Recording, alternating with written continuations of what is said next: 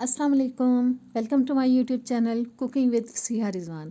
आज जो ज़बरदस्त सी रेसिपी हम बनाएंगे वो हैं जी मुंह में घुल जाने वाले बहुत ही मज़ेदार से गाजर के लड्डू, जो कि इंशाल्लाह ताला आपको बहुत पसंद आएंगे। तो जल्दी से चैनल पर नए हैं तो प्लीज़ सब्सक्राइब करें, बेल के बटन को प्रेस करें ताकि नई वीडियोज़ आप तक आती रहें। वीडियो अच्छी लगे तो प्यारा सा कमेंट भी कर दीजिएगा और लाइक शेयर भी कर दीजिएगा वीडियो को। तो आइए बिस्मिल्लाह करते हैं, बनाते हैं इनको। सबसे पहले जी मैंने 1.5 लीटर दूध लेके उसको चूल्हे पे चढ़ा दिया था ताकि उसके अंदर अच्छा सा बॉयल आ जाए। बॉयल आ चुका है, अब मैं उसमें डाल रही हूँ 3 टेबलस्पून वाइट सिरका। और तब तक इसको मुसलसल हिलाते हुए पकाएंगे जब तक कि पनीर अलग हो जाए और पानी जो है वो बिल्कुल अलग हो जाए। पानी अलग होना शुरू हो चुका है, लेकिन थोड़ा सा अभी हम इसको मज़ीद पकाएंगे ताकि पानी बिल्कुल अलग हो जाए। पानी अलग हो चुका है, पनीर हमारा तैयार हो चुका है। चूल्हे को मैंने बंद कर दिया है, देगची को उतार के अब हमें इसको छान लेना है।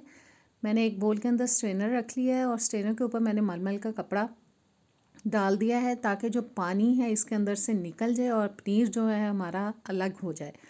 अब इसके ऊपर डाल देंगे हम ठंडा पानी कुछ और साथ हिला देंगे ताकि इसके अंदर अगर थोड़ी बहुत खटास है सिरके की तो वो निकल जाए। और बस जी मैंने इसको वॉश कर लिया। अब इसको इकट्ठा कर लेंगे और इसमें से हम जितना पानी निकाल सकते हैं इजीली वो निकाल देंगे। बस इसको मैंने स्ट्रेनर में रख दिया थोड़ी देर के लिए ताकि पानी निकल जाए। हाथ से दबा के भी आप इसको निकाल सकते हैं।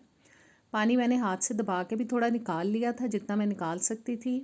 अब मैंने पनीर को डाल दिया है जी एक बोल के अंदर। अब एक चम्मच की मदद से इसको थोड़ा खोल देंगे कि अगर ये थोड़ा बहुत गर्म है तो थोड़ा ठंडा हो जाए। अब मैं डाल रही हूँ जी इसके अंदर 2 टेबलस्पून सूखा दूध और अच्छी तरह से हाथ की मदद से अब हम इसको मसल लेंगे ताकि दोनों चीज़ें जो हैं वो बहुत अच्छे से मिक्स हो जाएं, यकजान हो जाए।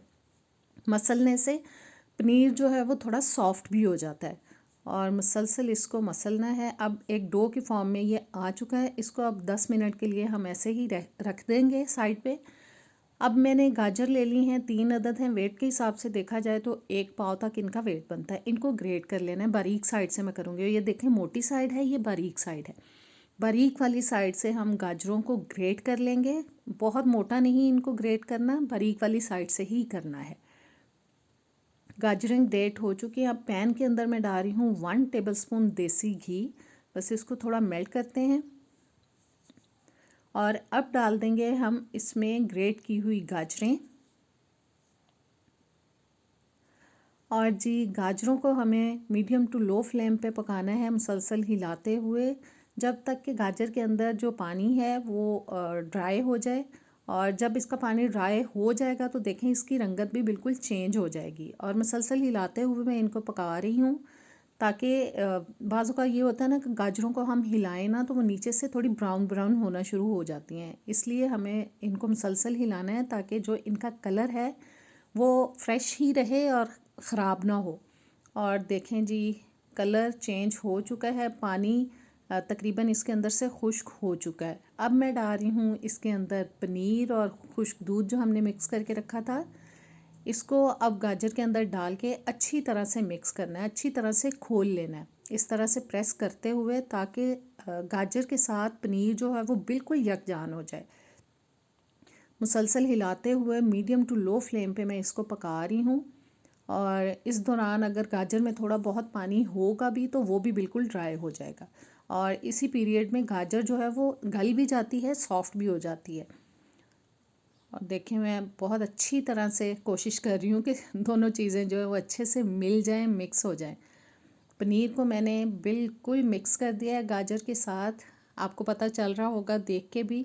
अब मैं डाल रही हूँ इसके अंदर कंडेंस्ड मिल्क। मैं 1/3 कप डाल रही हूँ क्योंकि मैंने इसको घर पे तैयार किया और मैंने इसमें चीनी की मिकदार जो है वो थोड़ी ज़्यादा रखी थी हलवे के हिसाब से।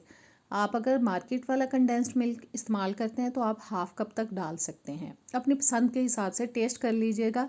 अगर हाफ़ कप से भी ज़्यादा डालना है तो आप अपने टेस्ट के हिसाब से उसको बढ़ा सकते हैं। अब इसको हमें पकाना है जब तक कि ये बिल्कुल एक जगह पे इकट्ठा होना शुरू हो जाए, मुसलसल हिलाते हुए।